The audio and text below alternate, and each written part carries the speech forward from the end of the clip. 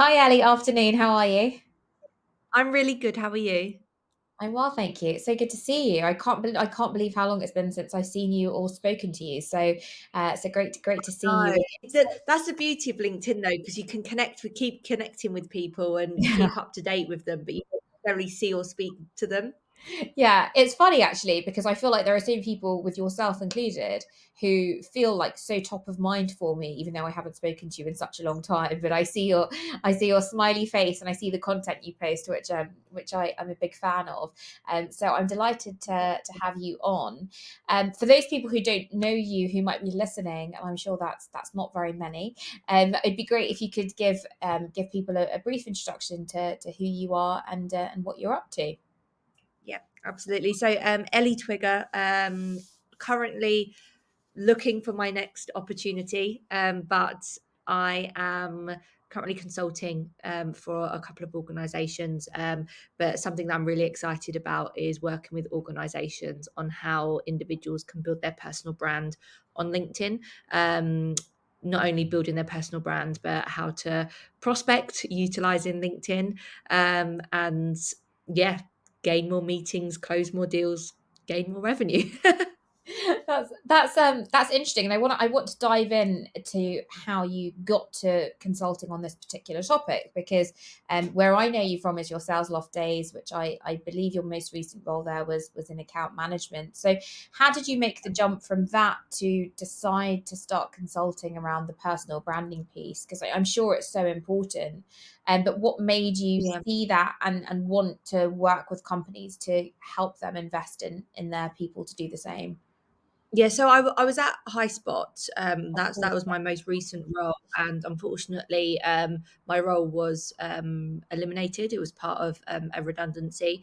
So I kind of sat there and thought, I the job market is really hard right now, and whilst I am looking for my next role, why don't I go and work with organisations? And something that I'm very passionate about, and I post about it a lot, and I'm quite proud of the brand I've created is a personal brand. But not just that, I've really recognised the importance of it. And so many individuals reach out to me saying, "Hey, can I ask you a question on how to build a personal brand? What is a personal brand?" So I just thought there was I know a lot of people are doing it, but a small gap in the market in the sense that I'm very similar to everybody else. I don't have a huge following, but I've very recently built this personal brand. So just sharing how I've done that. Amazing. And what are some of the most important areas that you're working on within that personal branding? Like, what are some of the, I guess, use cases or challenges that are coming up time and time again when you're speaking to these companies? I think the first thing that everyone says to me is I'm too scared to post. So they're petrified to post. And I remember I was chatting to one girl a couple of weeks and she said, "Oh, I'm scared people are going to take the mick out of me."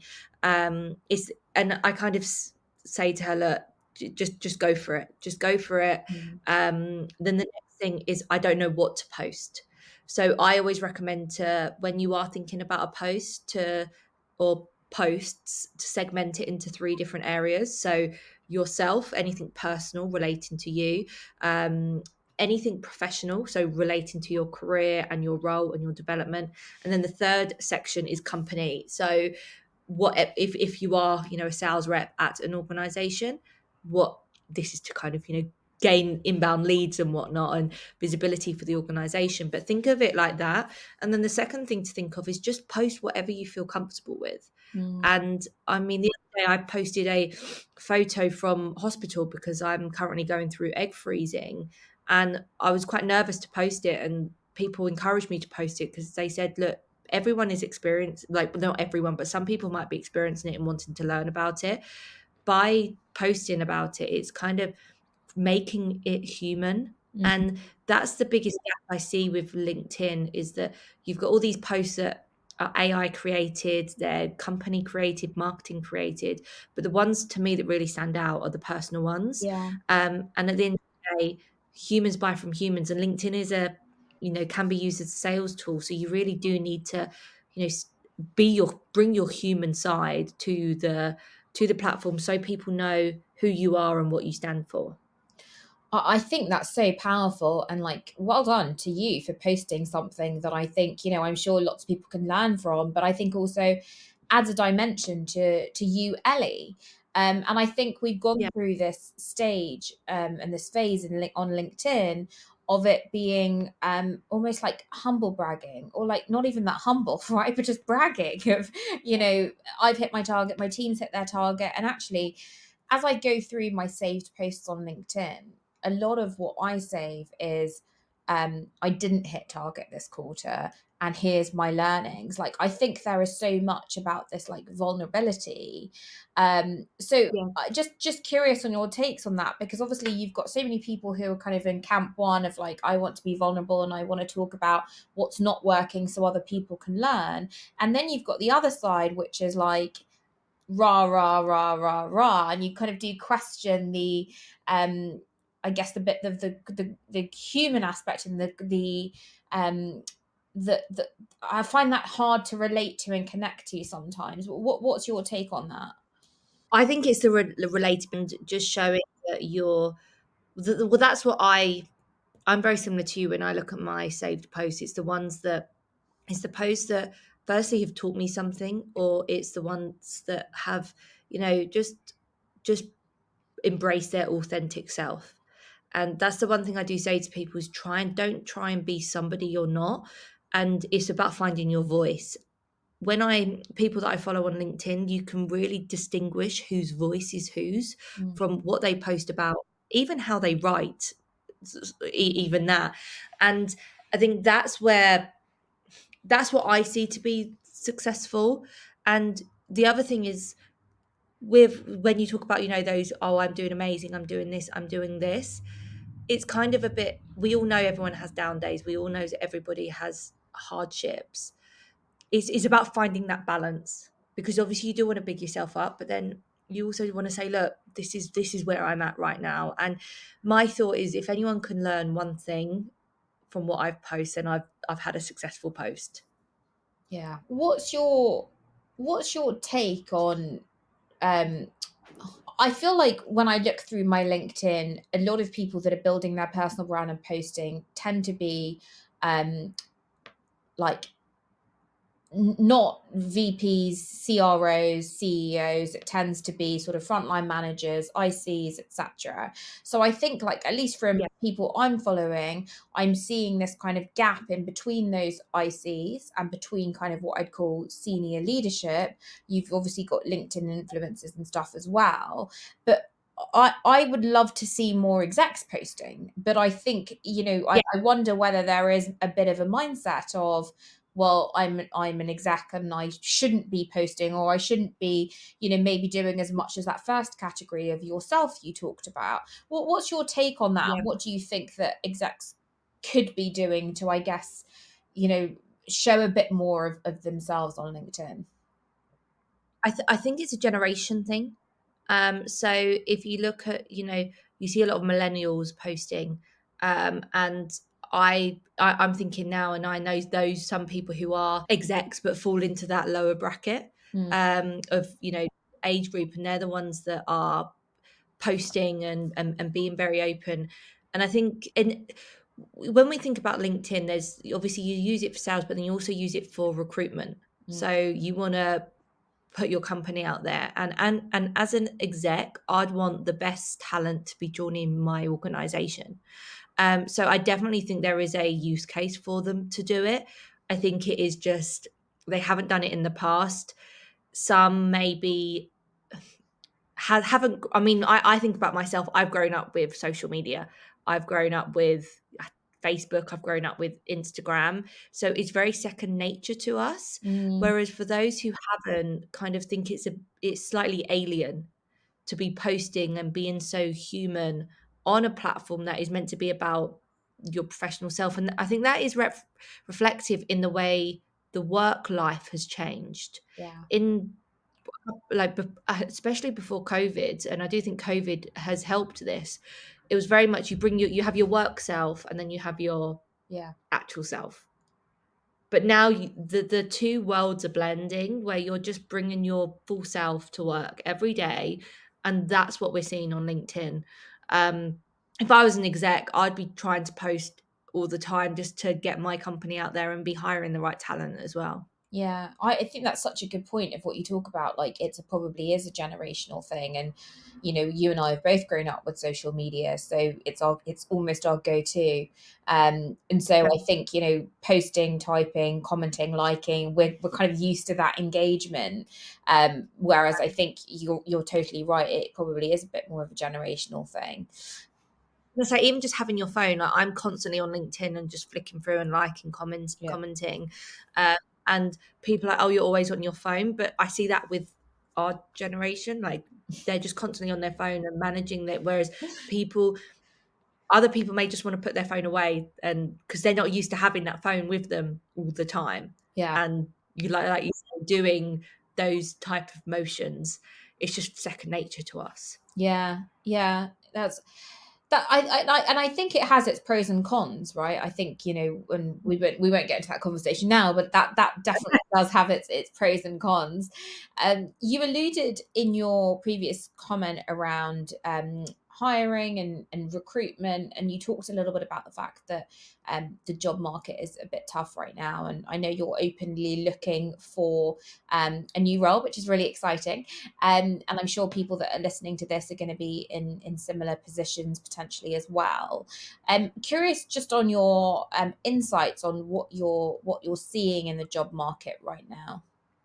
Oh wow, I could talk about this for days. I think so. Right now, I'm seeing a lot of job posts on LinkedIn, but they've been up for a month, and then or the same job post been up for 3 weeks or 2 weeks. And I think necessarily people aren't actively recruiting, but they have the posts up there. So what, and I'm speaking with about this with a lot of my friends who are in similar situations where you're applying for jobs that are active on LinkedIn, but you don't hear anything because they say, oh, there isn't actually a role. And I'm unsure why organizations are doing that. It's whether they just want to see what talent's coming in or to make it look like they are hiring and they are growing. So that's one takeaway I'm having. The second takeaway is there's so many people competing for the same role. So you're not the probably what we were competing for a couple of years ago, there's probably like 4 times the number of people. Wow. And I've my feedback has always been there's someone with more experience than you. There's someone with more experience. You've just missed out because there's someone with more experience.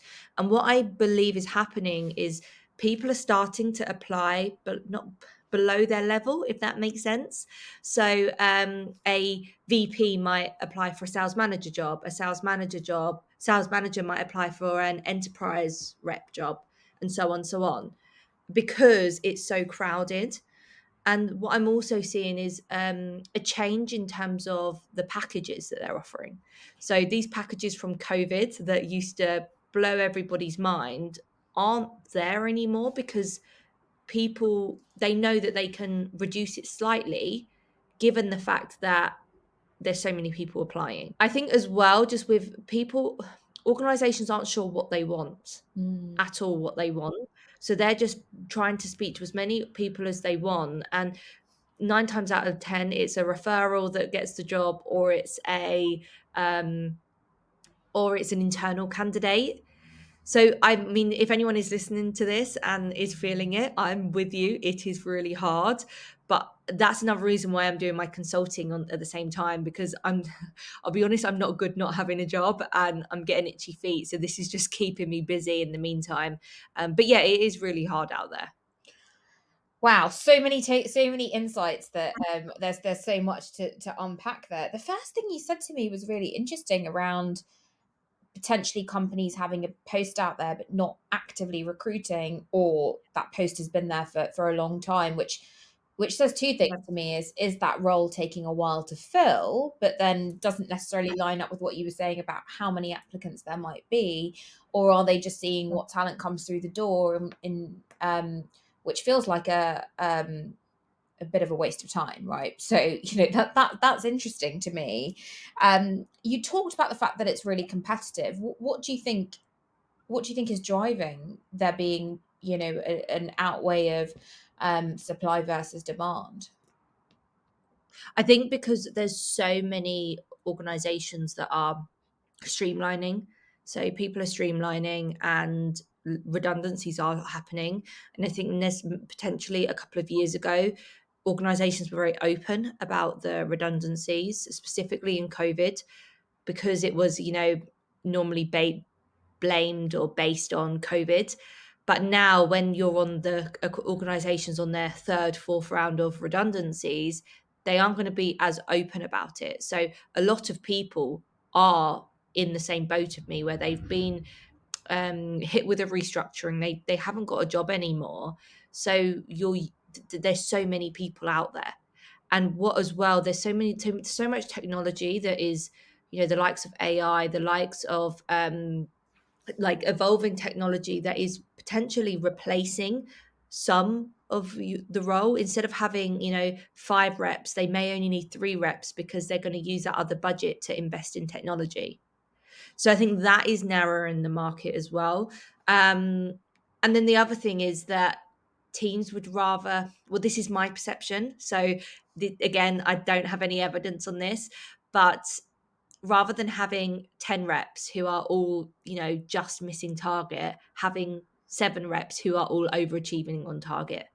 That's what I'm seeing happening as well. I think that's spot on. And I think, I think 2021, when we came out of COVID, it was this kind of like growth at all costs. So, like, let's just grow, even if it means hiring 20 SDRs and 20 AEs. And it was really important to have specialization. And I'm still a really big fan of specialization because I do think that you need to have, prospecting, pipeline progression and management and closing, and then account management all separated. But I think now people are being asked to do more with less. So I think, the Yeah. bar has been raised that, account management are responsible for cross sell and upsell. And we're seeing a bit of a wind down in customer success. And, I think, AEs being asked to do more prospecting, which I'm a fan of. But, I think Yeah. as a result, let's shrink the SDR team. So I think we're seeing all these Yeah. different dynamics play.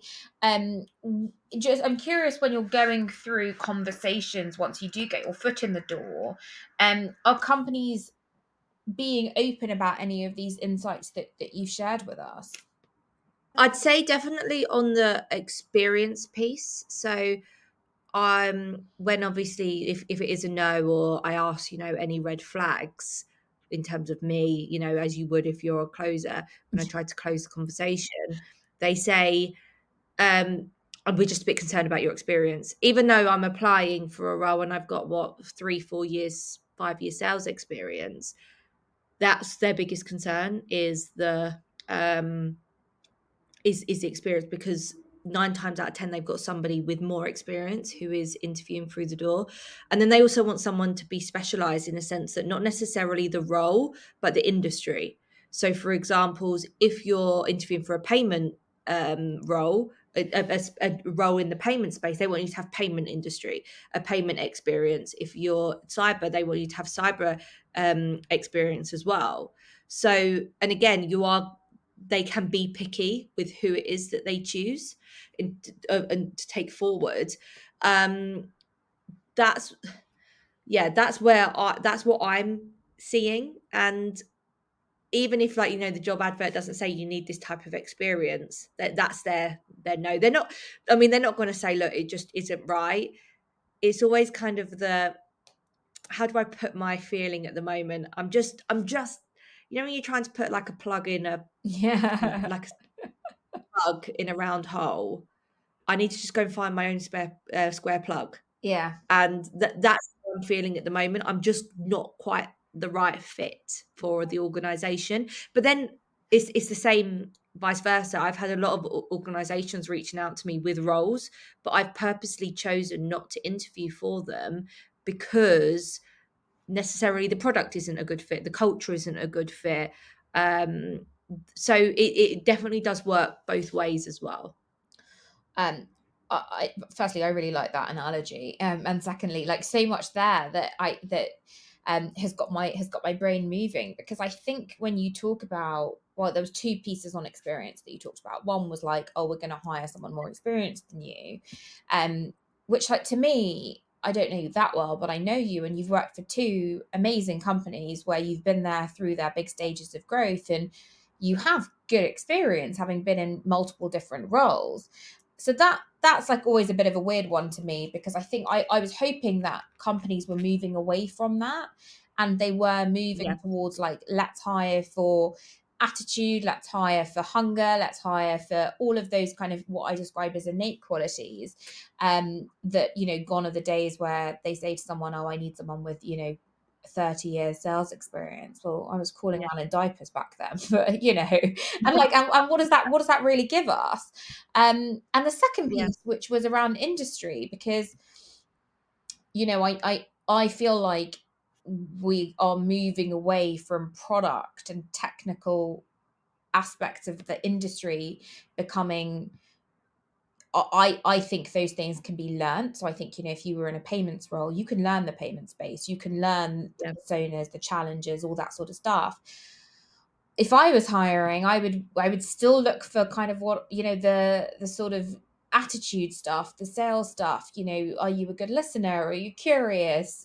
Are you process driven? All those sorts of things. So those things that you pointed out, like, I I was hoping that they would be different, because I was hoping to move on. But I think yeah. what I will say is, um, I think companies probably aren't in a position to take as much risk as they might have done 3 or 4 years ago.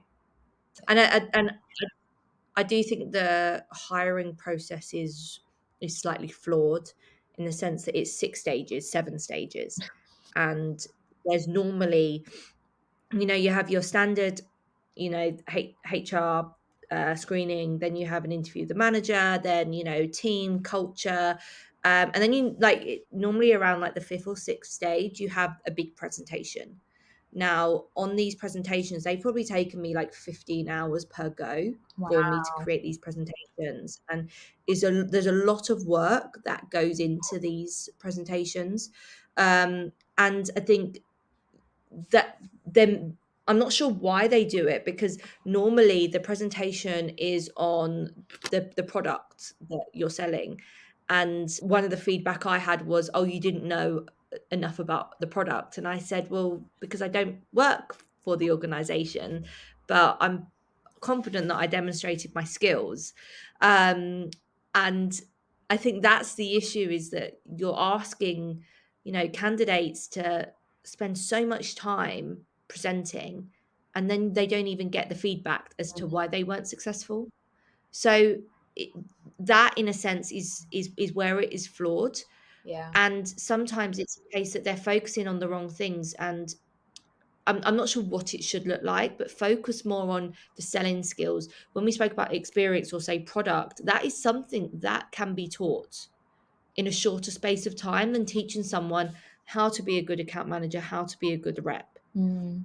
So that, and then what happens is you have this presentation, then you potentially you speak to two more people, whether it's a VP, whether it's a founder, if it is a startup.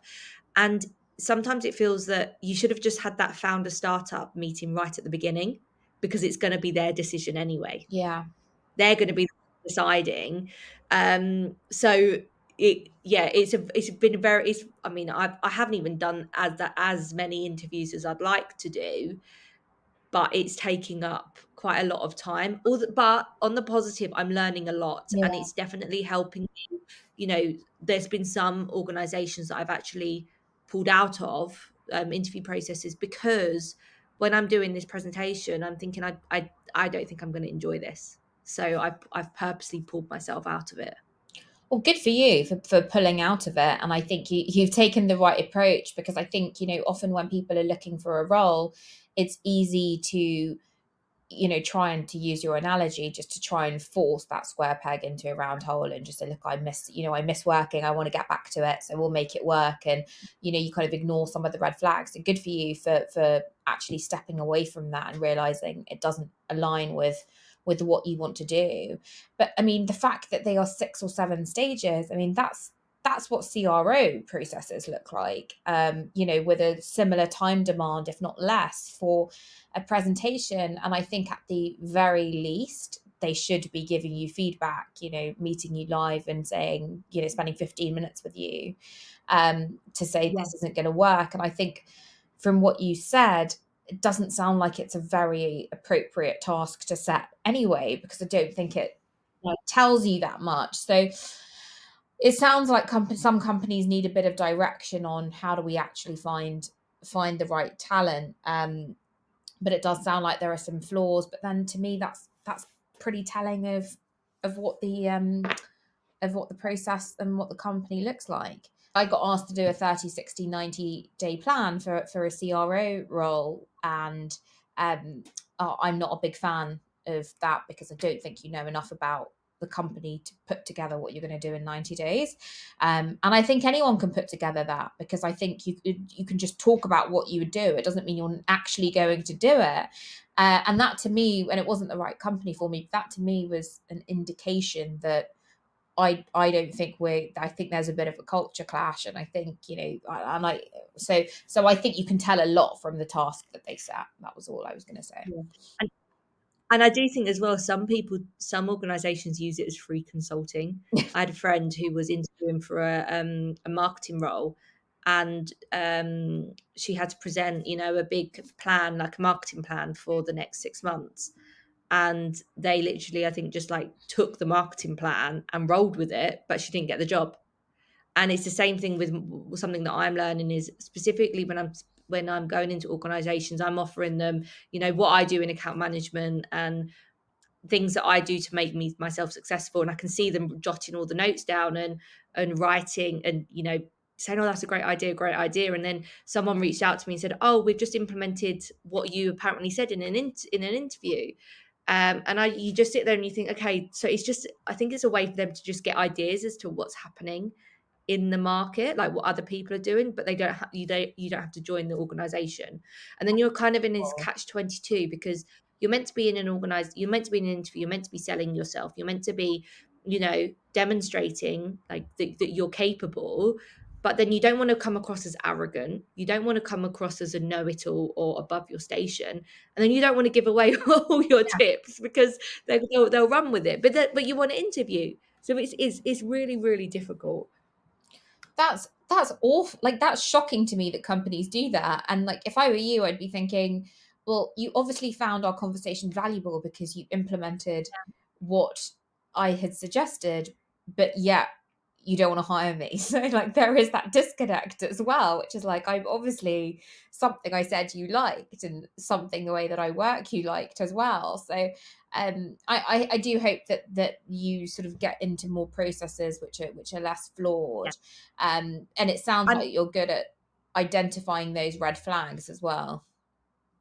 oh, absolutely, and I think as well, I'm noticing them earlier and earlier, and I've actually had some great interview processes. Just to put that out there, I've had some fantastic interview processes, and either I've pulled out or it's just not been the right fit or the right time, and that's completely fair. And it's for anyone who's in the same position as me, it can be very, very draining. And when you do face rejection, you just think, gosh, am I good? Am I okay at doing this? And it's just for everyone to remember, yes, you are good. Something is going to come up. It's just got to be, it's going to be the perfect opportunity at the perfect time. And just to keep that in the back of your mind when and if you get another no. Yeah, yeah, that makes sense. And I think, there's going to be people out there who might not be as astute to some of the red flags that you have been. So what advice Yeah. would you have for people who are in similar positions to you right now, that are looking for a new role? And what advice would you give them to help them spot some of those flags that you've been able to? So I think that it's working out what's important to you. So whether that's culture, progression, product.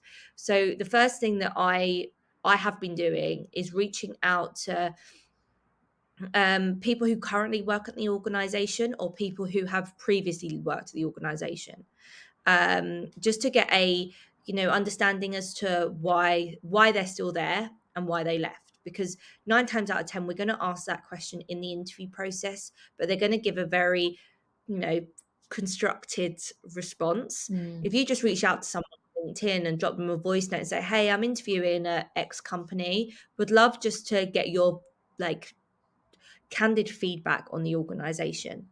And especially those that have left, you get that vibe as well. I wouldn't necessarily take everything that Glassdoor says for truth. I think it's always those that are very unhappy Yeah. who will post on Glassdoor. So that's why I would rather directly go to those at the organization.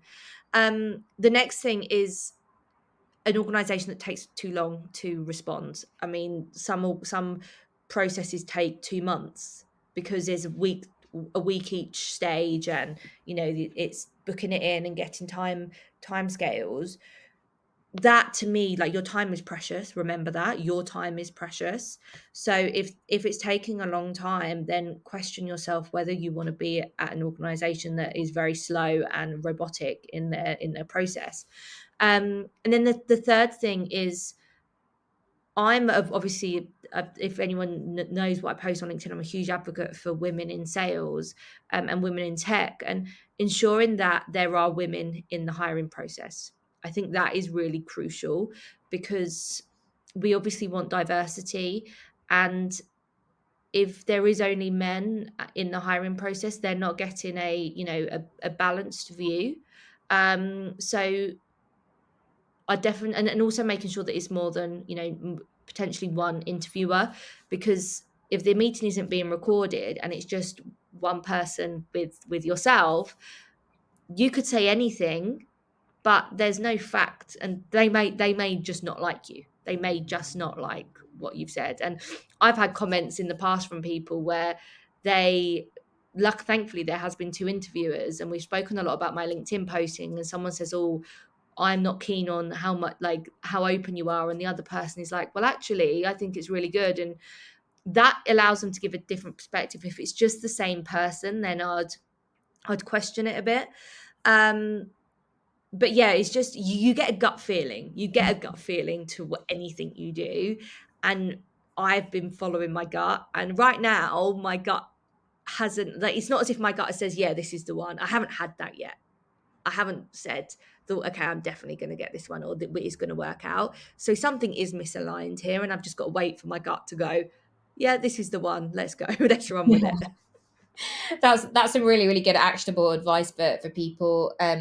I think I think what you said around timing is really key as well, because I think, companies, it's like, oh, I need to hire an account manager immediately, and we really need to fill this role, and then they have a completely different process when you actually go through that and you think, well, is it really that urgent? And we're in we're in a market now where things are changing, and I know people that have started interview processes for an AE role, and by the time they've got to near the end, the role's been pulled, or budgets have changed and headcount has changed. And so I think it is a difficult time to be navigating. But you've also shared some really positive things as well, so I don't want this conversation to be all doom and, No, and gloom. um that's not. It's not completely negative. I'm learning a lot about myself, and I'm learning what I want and what I don't want in my next role. And I think, like you mentioned earlier, like, I'm quite lucky that I know exactly what I want, whereas some other people, the worst thing you can do is join an organization. You're like, I absolutely really don't like it. It needs to be the perfect one. yeah. And if it means just holding out a couple of weeks longer, and if you can afford it, then do that. Yeah, yeah, that's really good advice, and I really like how you summarized it into those three buckets of culture, progression, and product, because I think that will help people sort of stack rank how they feel about those things, and then to see whether the company lines up with that. So that's really, really helpful. I've loved this conversation, Ellie. So thank you so much Oh, for joining thank us. you. Any parting wisdom or advice for people that are looking for a new role? The main thing I would recommend is network. Every single interview process I've been in hasn't been a job that I've actively applied for. It's people I've either asked to be introduced, I've either reached out on LinkedIn, or I've been referred. And I think that is the new norm now for getting into an interview. If you think about how many CVs that they they run through, and it's so automated now, and it doesn't get your personality across. I think just bring yourself forward straight away, connect with the hiring manager, the team members, send a video, explain how excited you are about the role, even reach out to the CEO, who cares? Just to say, show that you're so eager.